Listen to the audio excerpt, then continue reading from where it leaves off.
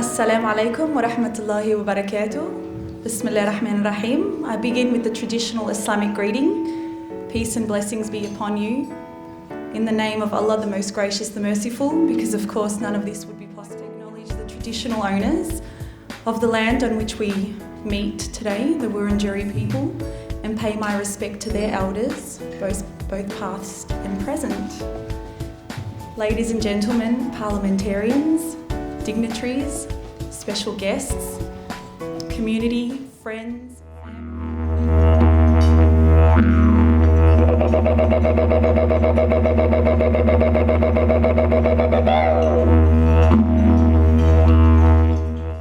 all over the world.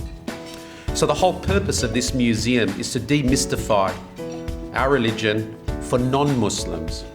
Ultimately, we want the museum to be a force for social cohesion, understanding, and an expression of creativity. Muslims alike, of the reality of our messenger, Muhammad, peace and blessings of God be upon him. A man who is at the center of our religion, a man who is more beloved to Muslims than their own selves. And this is a poem which is called Nothing to Do with My Prophet. It is a response that has nothing to do with my prophet. Please just stop it. It doesn't make any sense. That's not the message he sent. That's not what he meant. That's not why he came.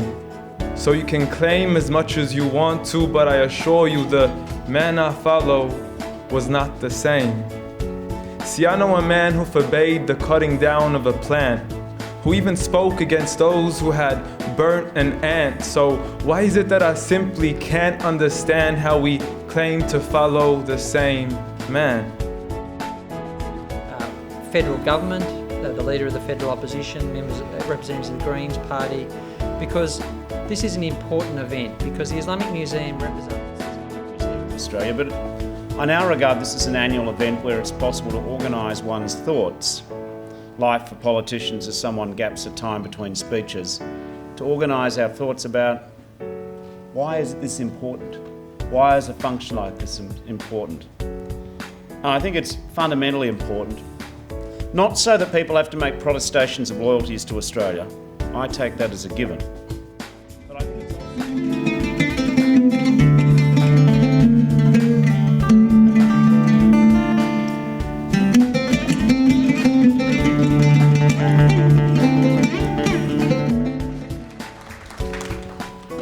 And ladies and gentlemen, it is a real privilege for me to be here tonight.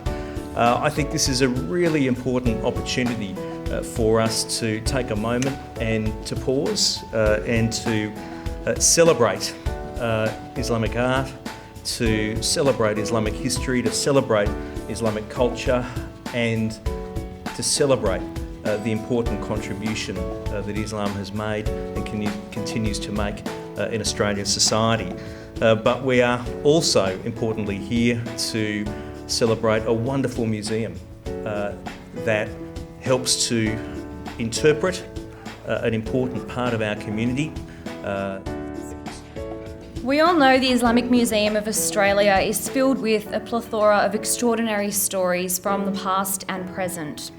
We all, just like the tales that fill the halls of the museum, I myself have a board member to see something like that, because from the outside looking in, the Islamic Museum appears to be very young, only being 2 years old, but we always remark when we get together as a team as to how old it is from the time of its inception. And that's